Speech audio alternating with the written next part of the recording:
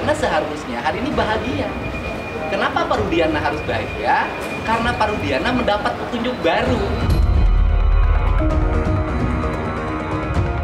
Kamu tahu nggak? Anda tahu nggak bahwa dia polisi aktif dan tidak boleh? Di setiap instansi kepolisian itu ada namanya humas. Dia tidak boleh melanggar SOP dari kepolisian. Menurut saya hari ini bukan saling menentang antar lawyer. Yang harus dilakukan adalah antar lawyer berkumpul untuk sama-sama mencari kebenaran yang sesungguhnya.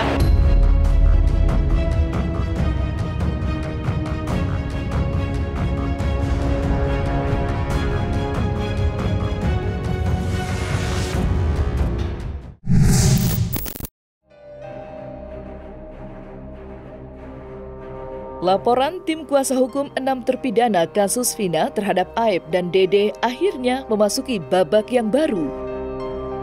Ya, pada tanggal 23 Juli 2024 kemarin, pihak kepolisian telah melangsungkan gelar perkara yang diadakan di Mabes Polri. Hal itu lantas memancing perdebatan sengit yang beredar luas di masyarakat.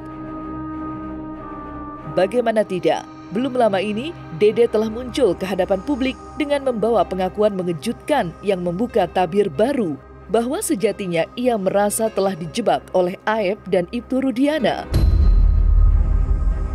Pasalnya, Dede mengaku kalau dirinya hanya mengikuti arahan Aep dalam memberikan keterangannya 8 tahun yang lalu. Sontak saja, sorotan tajam jutaan pasang mata langsung tertuju pada sosok Aep. Lantas, di mana keberadaan Aep sekarang ini? Serta bagaimanakah pula proses lanjutan dari kasus hukum yang kini menjerat Aep? Baru saja kita selesai mengadakan semacam gelar awal dengan pihak Barreskrim, dan hasilnya tadi kita sudah mengumpulkan bukti dan menambah bukti-bukti baru, maka itu akanlah dimulainya penyelidikan. Jadi mudah-mudahan dalam waktu dekat sudah mulai ada panggilan-panggilan atau undangan-undangan untuk mengklarifikasi masalah ini, baik itu di Bandung, di Jakarta, maupun di Cirebon. Mudah-mudahan makin cepat ini makin baik. Ya, saya juga minta doa pada semua untuk supaya masalah ini bisa dilancarkan dan mudah-mudahan keinginan atau harapan para terpidana ini bisa tercapai. Mudah-mudahan Aep datang. Tidak apa-apa Aep. Jangan korbankan anak manusia. Tidak terhukum. Jadi ada contoh dari sini. Toh tidak ada apa-apa. Aep lebih baik jujur, lebih baik keluar, memberi keterangan yang sebenar-benarnya. Daripada kita bohong, cuman kita dihantuin dengan kebohongan, nggak tenang hidup kita. Kasihan juga buat keluarga kita, buat anak kita juga, nama baik kita juga bakal rusak. Buat Aep, kemarin saya sudah bertemu dengan bapakmu. Hari ini saya minta kamu keluar Aep. Temuin saya tunggu kamu. Buat bapaknya, segera anaknya cari. Buat keluarganya, segera keluarganya cari. Buat kepala desa, buat camat, cari itu warganya. Aep segera panggil oleh Pak Rudiana. Kenapa? Karena Aep diduga melakukan kebohongan terhadap Pak Rudiana. Kan pasti bahwa timnya Pak Rudiana mencari informasi, kemudian dapat informasi dari Aep. Dan sekarang terbukti informasi dari Aep itu dibantah oleh Dede yang temannya sama-sama beli rokok, sama-sama jadi saksi. Nah sekarang tinggal dipanggil. Dedenya dipanggil, kamu nge-prank saya. Prank kamu telah membuat heboh Indonesia. Prank kamu telah membuat penderitaan bagi orang lain. Prank kamu itu kalau tidak segera kita tangani dan dibangun rel yang benar, bisa mencederai kebesaran institusi Polri. Ini yang kita jaga bersama. Prank kamu telah membuat repotnya Kapolri, Kapolda, Kabarreskrim, Barreskrim. Ini kan membuat repot semua gara-gara prank Dede tukang setim. Dia sebenarnya tidak tahu pada saat tanggal 2 September itu dia mau ke Polres itu, diajak oleh Aep, dia nggak tahu gitu ya. Begitu sampai di sana baru Aep menyampaikan bahwa akan menjadi saksi atas kematian anak daripada Pak Rudiana, dan kemudian bertemu dengan Pak Rudiana. Ini menurut ya, jadi sekali lagi menurut Dede, dia sendiri menyampaikan bahwa dia sebenarnya keberatan ini maksudnya apa? Saya tidak tahu, saya tidak paham ada masalah ini. Nah, tapi kemudian diarahkan sudahlah untuk dia bersaksi saja. Dan kemudian ya dia itu hanya ya sudah, dia tidak tahu apa yang sebenarnya kejadian itu ya, dan memang tidak ada. Dia bilang saat itu kejadian nggak ada yang kumpul-kumpul gitu ya, nggak ada peristiwa yang kemudian di pelemparan, terus kemudian mengejar motornya Vina dan Eki, itu nggak ada. Dia bilang kejadian pada saat itu ya tenang-tenang saja. Nah, tapi karena dengan situasi dia sedang berhadapan juga dengan Rudiana di area Polres, kemudian menyebabkan dia takut. Ini menurut pengakuan dia, ya sudahlah, dia oke saja.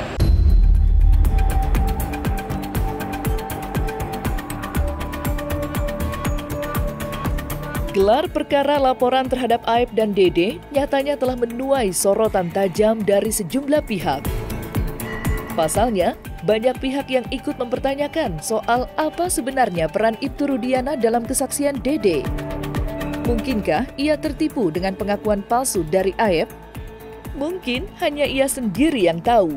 Sontak saja kemunculan Ibtu Rudiana pun dinantikan banyak pihak, walaupun sejatinya ia sudah menunjuk kuasa hukum dalam perkara ini. Parahnya, Ibtu Rudiana bahkan dianggap bak merasa aman dan kewajibannya sebagai polisi aktif pun tak terganggu. Lantas, wajarkah sikap yang ditunjukkan Ibtu Rudiana serta ketetapan Polri soal kasus yang kini melibatkan salah satu anggotanya itu? Ketika sudah melihat keterangan Dede seperti ini, semestinya Pak Rudiana mencari Aep tadi. Kemudian ke Aep bertanya, kamu bener nggak sih dulu itu? Jangan-jangan kamu dulu itu membohongi saya. Sehingga seluruh proses ini bisa dibicarakan tidak saling menentang, tetapi saling berkomunikasi, kemudian saling berkumpul. Karena esensinya adalah Pak Rudiana dulu kan ingin melakukan investigasi, penyelidikan dan penyidikan untuk mencari siapa dari pelaku terhadap Eki dan Vina. Dan mungkin pada waktu itu Pak Rudiana mendapat keterangan dari Aep, kan gitu loh. Sekarang ketika temannya Aep mengatakan bahwa keterangan yang disampaikan Aep dan Dede itu palsu, Pak Rudiana seharusnya hari ini bahagia. Kenapa Pak Rudiana harus bahagia? Karena Pak Rudiana mendapat petunjuk baru untuk mencari siapa pelaku yang dicurigai sebagai dari anaknya dan Vina. Sehingga kita ketahui selama ini klien kita Bapak Ibtu Rudiana adalah anggota polisi yang aktif dalam menjalankan tugasnya di dalam institusi kepolisian. Dan beliau sangat tunduk dan patuh kepada ikatan kedinasan. Sehingga selama ini mungkin teman-teman bertanya, kenapa Bapak Ibtu Rudiana itu tidak bicara? Kenapa Bapak Ibtu Rudiana itu bungkam? Kenapa Bapak Ibtu Rudiana itu melarikan diri? Saya jawab, itu semua tidak ada melarikan diri, tidak ada sembunyi, tidak ada bungkam, dan tidak ada untuk lari dari tanggung jawab sebagai pelapor. Tentunya kami jawab, beliau adalah anggota polisi aktif yang tunduk dan patuh kepada Perpor nomor 7 tahun 2022, dan itu juga sedang kita kaji sebagai tim kuasa hukum. Artinya kalau seumpamanya perintah, peraturan dan perintah hukum itu boleh berkewajiban untuk menyampaikan sesuatu hal itu, tentu beliau akan laksanakan. Karena fungsi lawyer dalam pandangan saya itu bukan melakukan pembelaan terhadap yang salah, tetapi mencari kebenaran dari sebuah peristiwa. Jadi ini saran saya, sehingga tidak mesti lagi ada satu orang mensomasi yang lain mensomasi yang lain. Yang kita cari ini adalah siapa pelaku Eki dan Vina. Pak Rudiana hari ini harus kooperatif untuk berkomunikasi, duduk bareng, yuk kita cari sama-sama apa yang terjadi, peristiwa yang dialami oleh Eki dan Vina, walaupun vonisnya sudah berkekuatan hukum tetap. Ini cara, karena dalam diri Pak Rudiana itu melekat sebagai anggota Polri, yang di situ ada fungsi melayani, mengayomi, dan melindungi. Siapa yang harus diayomi dan dilindungi adalah warga, termasuk di dalamnya Dede. Kamu tahu nggak? Anda tahu nggak bahwa dia polisi aktif dan tidak boleh? Di setiap instansi kepolisian itu ada namanya humas. Dia tidak boleh melanggar SOP dari kepolisian. Dia bukan orang biasa. Karena itu sudah dibilang, oh bisa begini, ini, begitu. Lah, jaksa memang bisa diatasi oleh Rudiana, instansi lain. Hakim memang bisa dipengaruhi Rudiana siapa? Emang presiden bisa menguasai segalanya? Itu dari itu. Sebenarnya kami tidak ingin meladeni ini semua.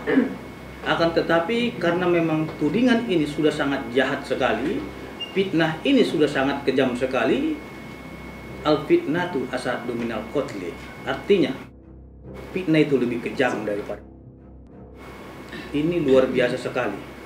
Semoga Tuhan melindungi kita dari fitnah yang keji.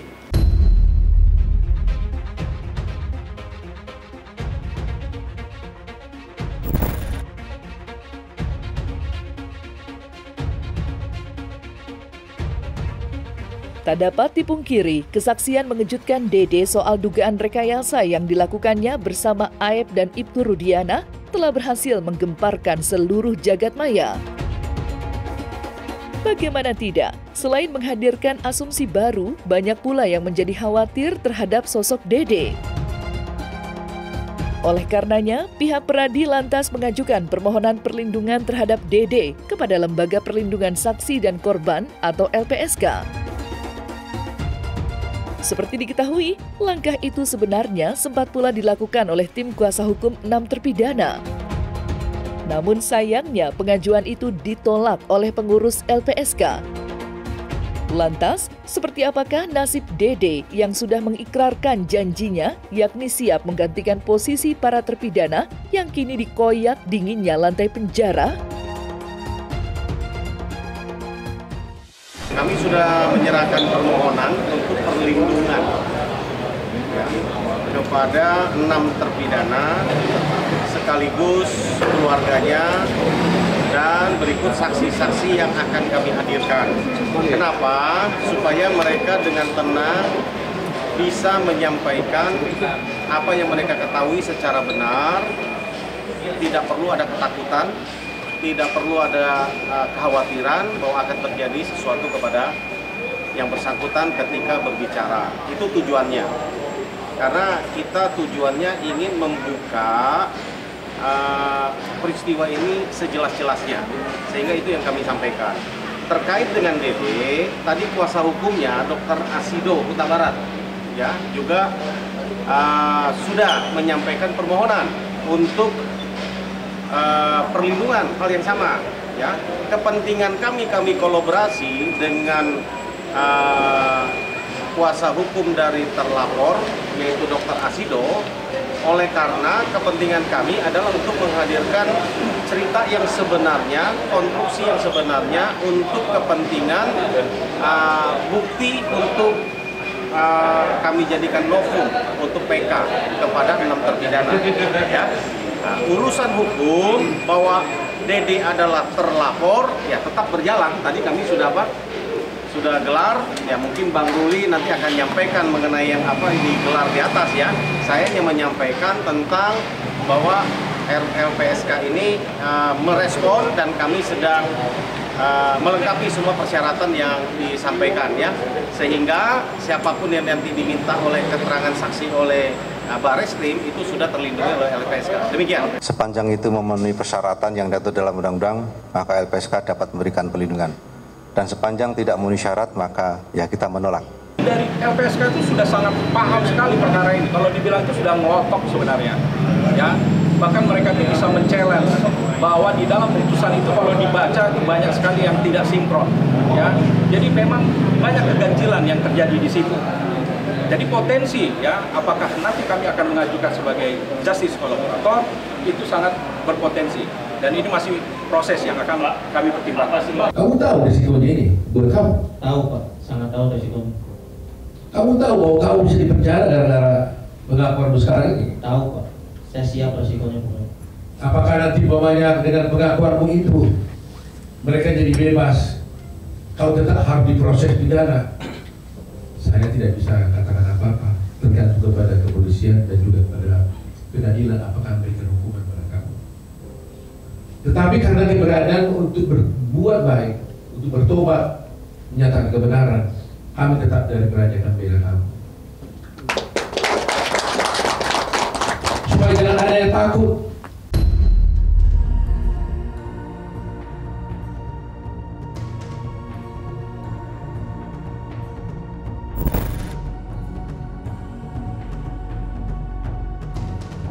Nah, selesai sudah Cumi Lovers, saksikan terus Cumi Camp In-Depth, kabar lengkap, mendalam, dan akurat dari narasumber terpercaya.